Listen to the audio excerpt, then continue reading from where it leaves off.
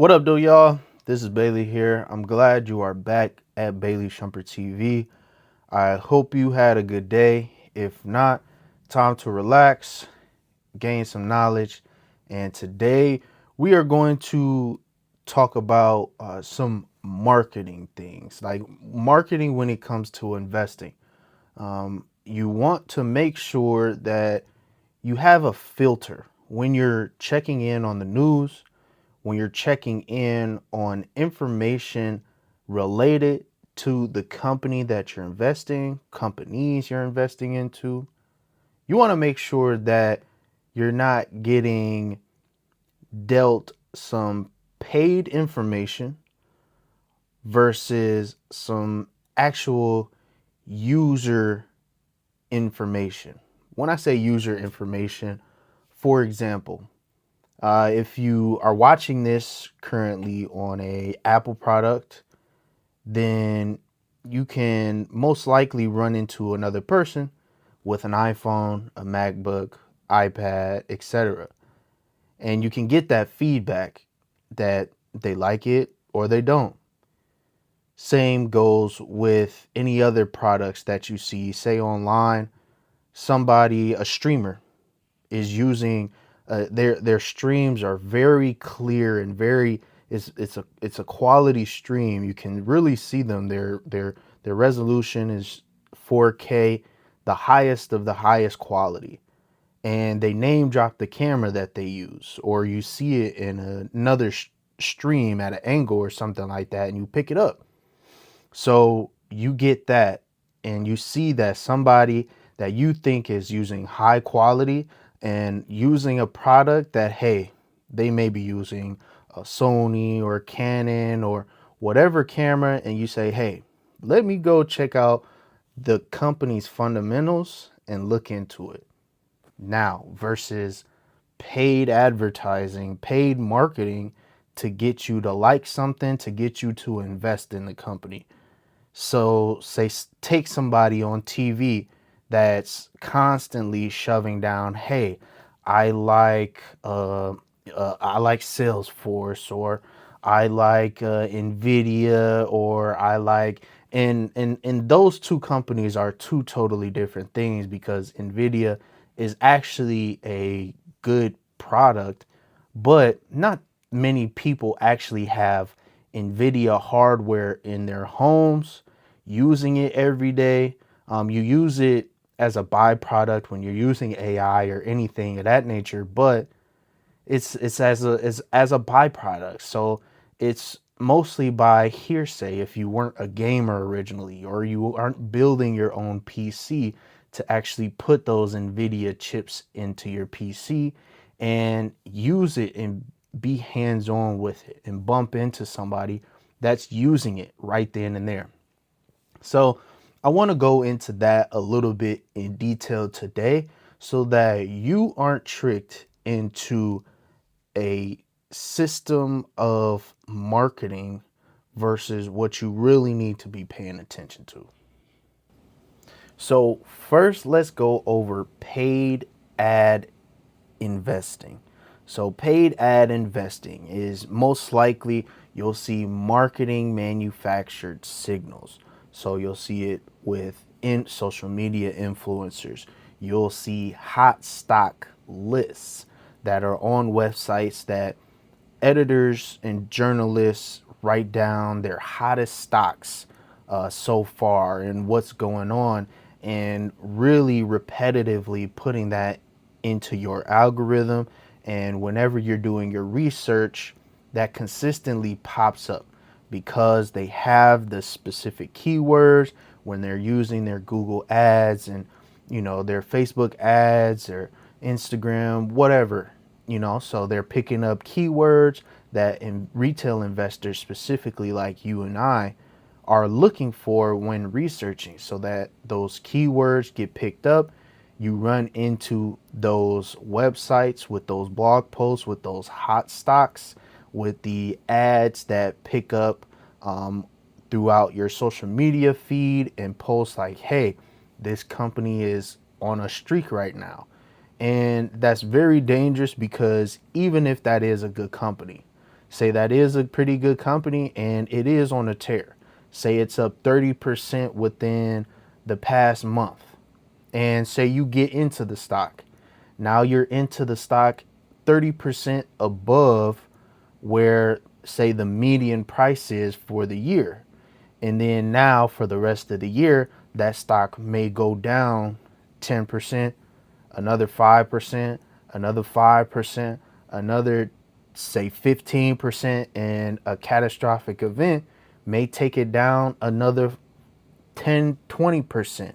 Now you just lost your investment plus that 30% when you got in it, and that ad that made you, influenced you to get in it on a 30% high, and now you're even down even more, and you have to hold for the long term to try to see at least break even price to what you got in it, and then wait even longer for it to go up. And the stock market, even though we've seen so many companies have parabolic moves go from, like Micron, $50 in 2025 to $1,200 earlier this year, 2026. So not every stock is going to do that every year. So you have to watch out for those things when you're looking to start to invest. And marketing is a big part in influencing liquidity. These major institutional investors want to influence the liquidity because at the end of the day, they're the major institutions that hold the 401ks, invest billions of dollars for other companies, other people, other individuals, fund managers. These people need the liquidity to move around. And so 9 times out of 10, the retail investor that isn't invested 100% all day, every day, because believe it or not, most of us, like me, have 9 to 5 jobs and aren't watching the stock market from 9:30 when the market opens till 4 p.m. when it closes Monday through Friday. So there's gaps there. There's spots where we miss out on certain information and miss certain moves. And that's where the marketing comes in to create us as liquidity, us retail investors. So we have to watch out for paid ad investing because it only benefits the ultra wealthy, and we want to get ultra wealthy as well. And if everything was an even playing field, everybody will be rich. And I'm not down talking on the ultra wealthy, but when you get in a game, there's winners and there's losers. You have to play the game. So next, we're going to talk about actual organic marketing when it comes to investing. Now we're going to talk about product conviction investing. Product conviction can be related to what Peter Lynch says, invest in what you know. So take Apple, for example. I'm shooting this on an iPhone, and I have many different Apple products over the years. So I know what type of results Apple is going to yield me, whether it's daily, day-to-day use, or professional use, or in my free time. What can I get out of these products? What do I want to do on a daily basis? These products will yield me those results. So you go to the stock market and you look at Apple stock. Yes, it may be pricey, but you dollar cost average into something that you know. This product is going to be around for a very, very long time because you know that your mom, your dad, your siblings, your cousins, your friends, people you don't know, all of their connections as well are going to have these products in their hands and in their homes. So it's something that you know. And when you look around you, look at the products that everybody uses and look at the products that you have in common with those people. If you have multiple brands, multiple things in common with people that you like to purchase. You talk about these things. Invest in what you know. You see people enjoying these products, say recording equipment, sneakers, technology, your everyday products. Like if you're into home building, if you're in a home building, look at Home Depot, look at Menards, look at your local big box stores. If you grocery shop, everybody grocery shops, not if, everybody grocery shops.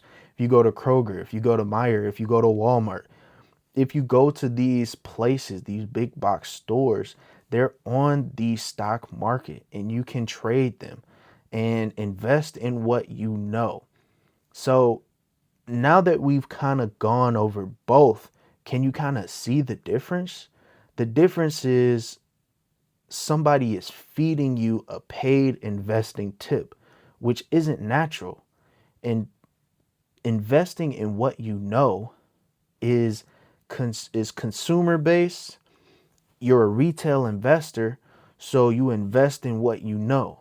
And a lot of people before getting into stock market, they say it's a scam, they know nothing about it, it's too difficult. It's not that difficult when you break it down, look at it in simple terms. I own an iPhone. Apple is on the stock market. I can invest in Apple. They pay dividends. If I pay for an iPhone or a MacBook, I deserve to own the stock that is making profits. And as those profits go up, your investment goes up.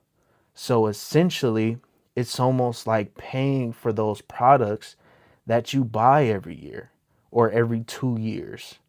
So you have to start noticing what is being fed to you to siphon your funds from under you versus you taking control of what you want to invest in. So, next time you're scrolling on social media and you see something about stocks pop up, the next time you're doing research on a stock, you see a website pop up talking about the latest hot and greatest stocks. You see a TV personality talking about, hey, you need to buy this, you need to sell this. Then you need to think twice. And when you're going out and about, look what other people are doing and enjoying. Look what people are having fun with. So create that brand loyalty lens and invest in what you know. Then that'll broaden your horizon to a whole bunch of things, a whole bunch of sectors to invest in that you never knew about. So that's my time for today. I hope you enjoyed the video. Please don't forget, like, share, and subscribe this one. I appreciate your time today. And again, it's always a what up though. Peace.